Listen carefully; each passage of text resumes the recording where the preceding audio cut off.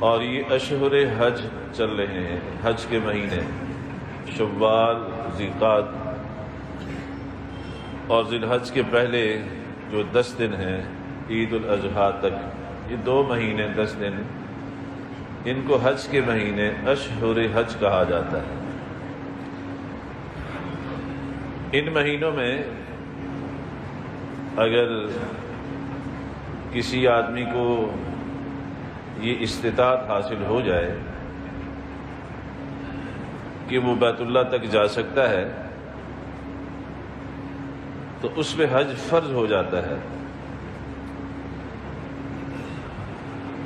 لیکن چونکہ یہ مشقت والی عبادت ہے اس لیے اللہ تبارک و تعالی نے ہر صاحب استطاعت مسلمان پر اس عبادت کو زندگی میں صرف ایک دفعہ فرض کیا ہے۔ یہ اس کی مہربانی ہے۔ ہر سال اگر فرض کر دیتے تو بڑا مشکل ہو جاتا۔ جب حج کی فرضیت اتری تو آپ نے صحابہ میں اس کو بیان فرمایا، تو ایک صحابی نے پوچھا یا رسول اللہ یہ ہر سال فرض ہے؟ تو آپ خاموش رہے۔ انہوں نے دوبارہ پوچھا یا رسول اللہ یہ حج ہر سال فرض ہے؟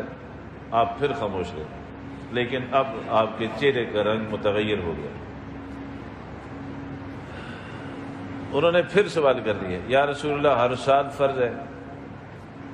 تو آپ صلی اللہ علیہ وسلم کے نورانی چہرے پر غصے کے آثار نمایاں ہوئے، اور آپ نے فرمایا اللہ کے بندے تو چپ کیوں نہیں ہو جاتا؟ اگر میری زبان سے یہ نکل جائے کہ ہر سال فرض ہے تو ہر سال فرض ہو جائے گا۔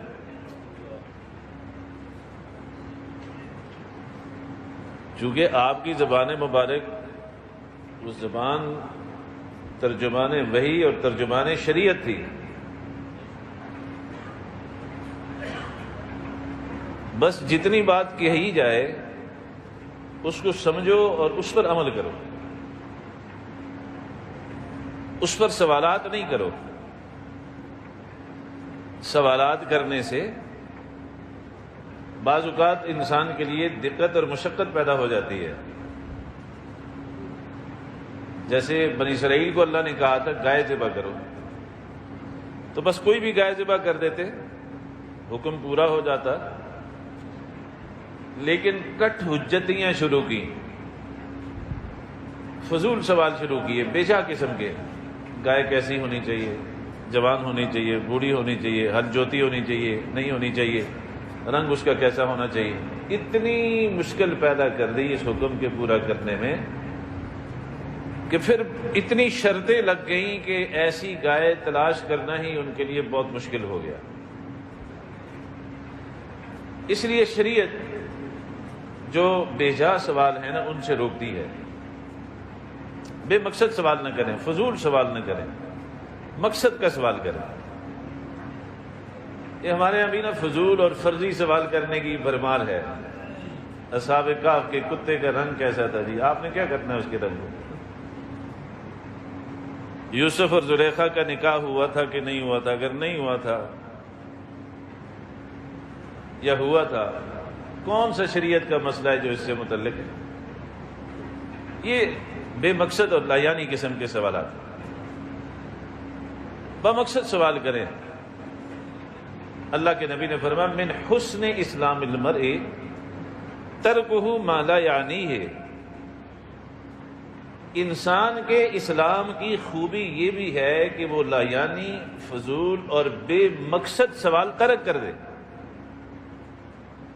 مقصد کا سوال کرو جس کا کوئی فائدہ ہو، جس کا کوئی فائدہ نہیں وہ وقت کا ضیاع ہے۔ تو اس عبادت کو اللہ نے زندگی میں ایک ہی دفعہ فرض کیا ہے، اور وہ بھی ہر مسلمان پہ نہیں، صاحب استطاعت پہ فرض کیا ہے۔ استطاعت سے کیا مراد ہے؟ اللہ کے حبیب سے پوچھا گیا کہ استطاعت سے کیا مراد ہے؟ من استطاع الیہ سبیلا، یہ قرآن کی آیت ہے نا، جس کو استطاعت حاصل ہو اس گھر تک پہنچنے کی اس پہ فرض ہے۔ تو آپ سے استطاعت کے متعلق پوچھا گیا کہ استطاعت کس کو کہتے ہیں؟ آپ نے فرمایا دو چیزوں کا نام استطاعت ہے، ذات و راحلہ۔ جس آدمی کے پاس خرچے سفر ہو، گھر والوں کو بھی دینے کے لیے پیسے ہوں، ان کا جو خرچ ہے، سواری کا خرچ، ہر زمانے کی جو سواری ہے، آج کل تو بھائی ایئر ہے، آج کل کے حساب سے ہوائی جہاز کے ٹکٹ کے پیسے ہوں،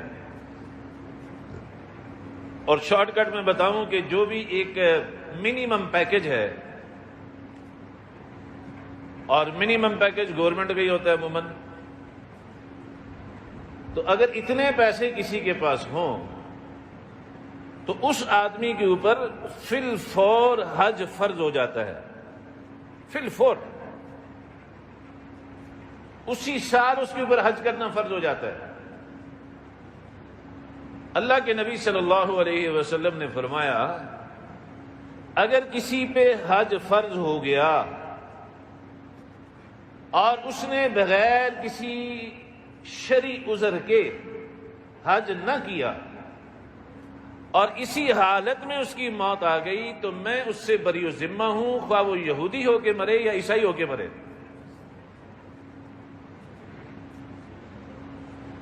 میں اس سے بری و ذمہ ہوں۔ شرعی عذر کے بغیر اس نے ڈیلے کر دیا۔ شرعی عذر کیا ہے؟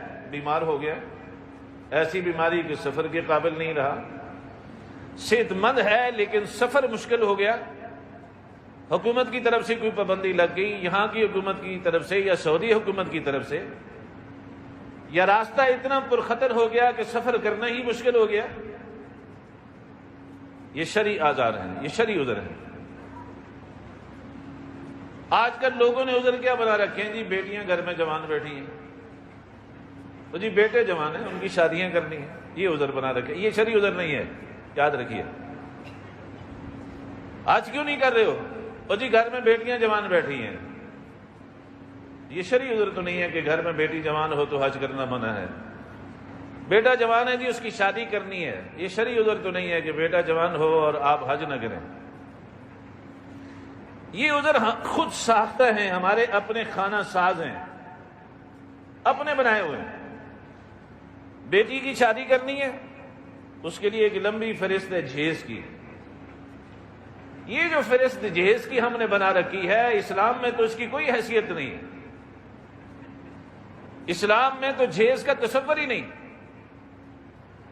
اسلام میں جتنا آسان کام نکاح ہے، شادی ہے، اتنا آسان کام اور کوئی نہیں ہے۔ اس کو ہم نے خود مشکل بنا دیا ہے، بہت آسان کام۔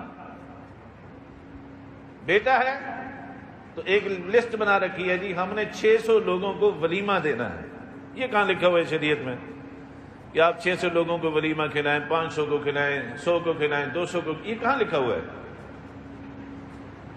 پھر اس ولیمے کے اندر بھی ہم نے ڈشز رکھی ہوئی ہیں، اتنی ڈشیں ہم نے دینی ہیں، اور وہ اچھا خاصا اس کا خرچہ ہے، اور اس خرچے کو لے کے بیٹھا ہوا ہے کہ اگر میں حج پہ چلا جاؤں گا تو بیٹے کی شادی کا ولیمہ کیسے ہوگا؟ ولیمہ کرنا سنت ہے لیکن بقدر استطاعت ہے، سنت ہے لیکن استطاعت کے مطابق۔ یہ جو لمبی لسٹیں ہم نے بنا رکھی ہیں، ان کا شریعت سے کوئی تعلق ہے نہیں ہے کہ جی میں حج پہ جاؤں لیکن کیا کروں، بیٹی جوان بیٹھی ہے۔ یہ شرعی عذر تو نہیں ہے بھائی۔ حج پہ جاؤں لیکن بیٹا جوان ہے، اس کی شادی کرنی، یہ شرعی عذر تو نہیں ہے۔ یہ عذر تو آپ کا خانہ ساز ہے، خود ساختہ ہے، اس کا شریعت سے کوئی تعلق۔ اور اللہ کے نبی کی وحی اپنے پیش نظر رکھو کہ اگر کسی پہ حج فرض ہے اور بلا عذر شرعی اس نے حج کو ترک کر دیا اور اسی حال میں مر گیا، میں اس سے بری و ذمہ ہوں، خواہ وہ یہودی ہو کے مرے یا عیسائی ہو کے مرے۔ اگر اس حال میں تیری موت آ گئی تو پھر کیا ہوگا؟ اس حال میں اگر دنیا سے تو چلا گیا تو اللہ کے نبی کی وعید کا مصداق بن گیا۔